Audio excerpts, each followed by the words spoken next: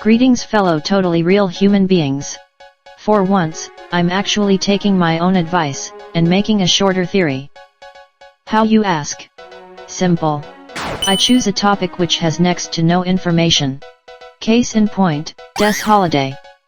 I've been dying to talk about her at some point, but didn't plan on doing so anytime soon, since there's barely any information about her at this point. But hey, in my attempt to limit the amount of time I spend on these scripts, this works out great. We're gonna be speed running through this one, none of that part 1 part 2 stuff this time. So here we go, a theory under 15 minutes. But still over 8. So who is Des, and what do we know about her so far? We know that she's Noelle's older sister, daughter of Rudy and Mayor Holiday. Aside from Noelle and Rudy, nobody ever mentions her, at least not from what I remember. Noelle often describes her as very comforting, being the one to normally protect her from Chris. I never realized how much I want to see Chris being smacked with a wiffle bat before. Des is also the reason Noelle loves horror so much. Also, it's heavily implied that Des stands for December. The room in which Noelle talks about her makes Chris walk over a bunch of letters that spell December. December is also the word Noelle froze on during the spelling bee, so yeah, Des stands for December. This also continues the trend of Christmas-themed names for the Holiday family, with Rudy being short for Rudolph, and Noelle being the French name for Christmas.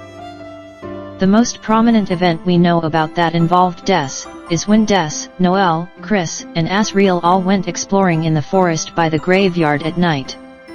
This is also the event Noelle describes in the letter room.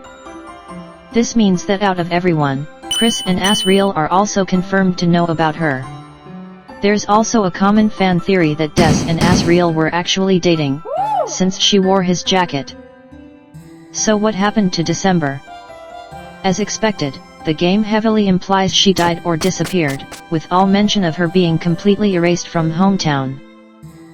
Rudy briefly mentions her when interacting with the dolls, but even he says that he's the only one who can protect Noelle, which doesn't line up at all with December's personality. So did she die? Did something in the woods kill her? Well, as entertaining as that thought might be, I'm not convinced she's dead. If she really did die, where is her grave? You'd think out of anyone, the daughter of the mayor would get a proper burial. Now maybe she got eaten or killed by something in the woods, and therefore her body couldn't be retrieved. That's a possibility, only it's not. Aside from the complicated topic of what happens to monsters after they die, there's also the fact that there could have still been some kind of memorial for her. Let's also not forget that monster burial works differently. According to Father Alvin, a funeral is more so considered a ritual among monsters, during which an item of importance to the deceased monster is buried. Since we still haven't seen a monster's dead body yet, it could be possible that these graves literally only store this item of importance. As we can see, each of the gravestones have some kind of item depicted on them. Since Gerson's is a hammer, and we know a hammer was buried for him, we can assume that the item depicted on a monster's gravestone is the item buried. If that's the case, there's absolutely no reason why December's grave shouldn't be here. So if she's not dead, did she disappear? Maybe, but before we go down that rabbit hole, let's consider another, much more logical conclusion. Has anyone ever stopped to consider that she might just be in university along with Asriel? If she really was or is dating Asriel, they're obviously a similar age. Even if they weren't dating, they're still the older siblings of Chris and Noelle, meaning their age gap shouldn't be that large. Let's do the math. Students typically finish high school at the age of 18.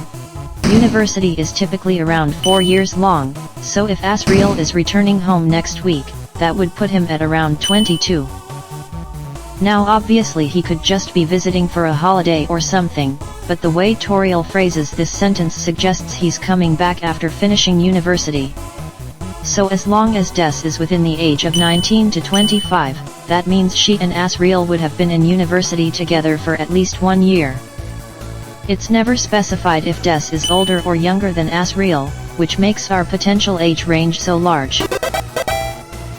If my math is correct, as long as Des is within that age range, my logic should hold up, meaning she's either currently in university, or already finished it and now living somewhere else.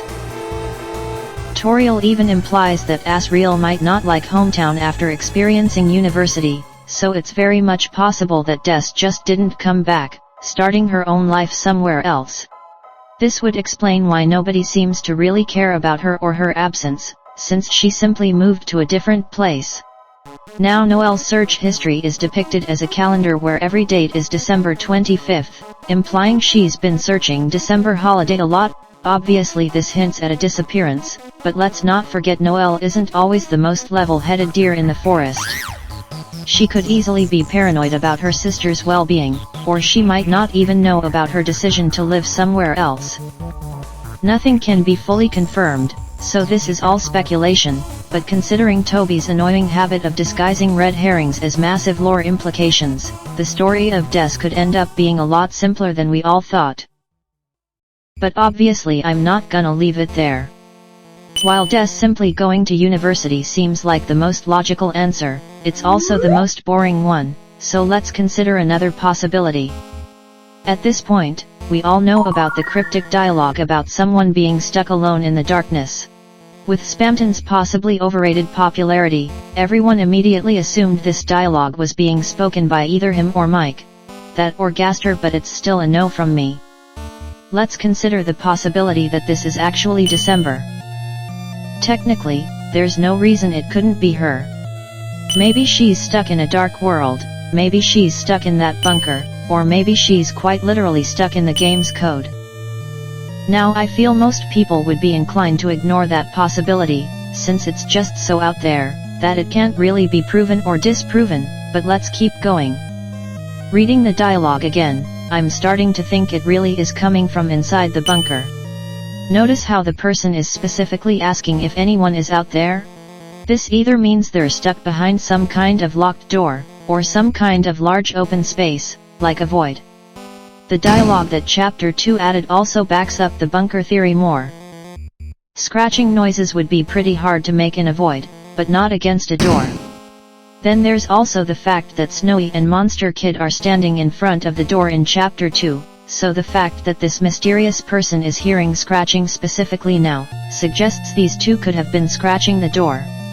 Regardless of where this person is, it's mainly who they are that I want answered. If they really are Des, is there any evidence that she'll reunite with Noel? You bet there is. Remember the light puzzle again? Noel's light is a flame. We know this is related to Noel, because it's yellow.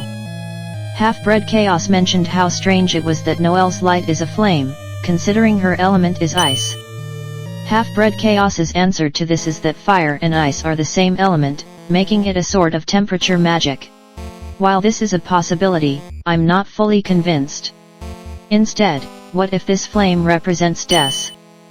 Since Noel's element is ice, we can assume that December's element would either also be ice, or fire, as a contrast to her sister. The funny thing is that Half-Bred Chaos even kinda hinted at this in a way. Alternatively, if this is meant to be related to the past, I wonder if fire relates to Des going missing?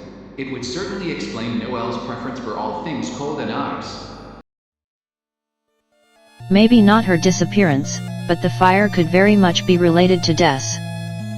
Since these lights are considered foreshadowing for future chapters, and this flame represents Des, perhaps this means she will join the fun gang at some point.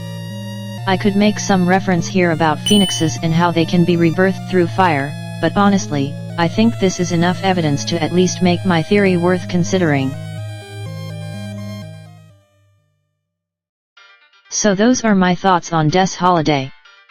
I somehow still managed to get this script to 3 pages, so let's see how short this one really ends up being. Now before I go, I quickly wanted to say that I'm gonna start trying to make more than just Deltarune theories. I should already have a video about Tattletale up by the time you see this, that is if everything went correctly.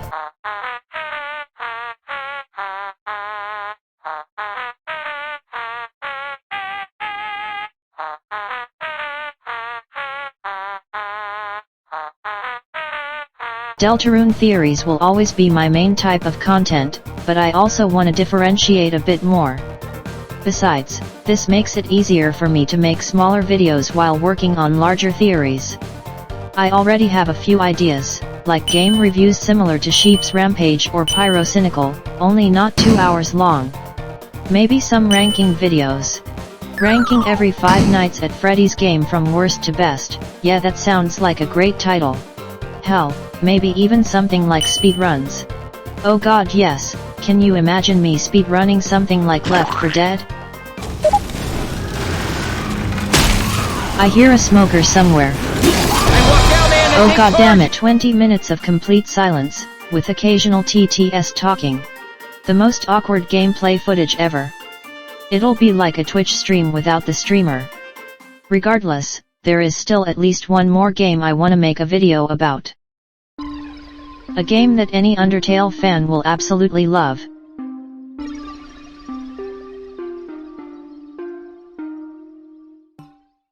Anyway, I still have some more theories, but also other ideas, so we'll see where it goes. Until then, my name has been Tobias Radioactive Wolf. Composer of Long Elevator. Creator of Earthbound.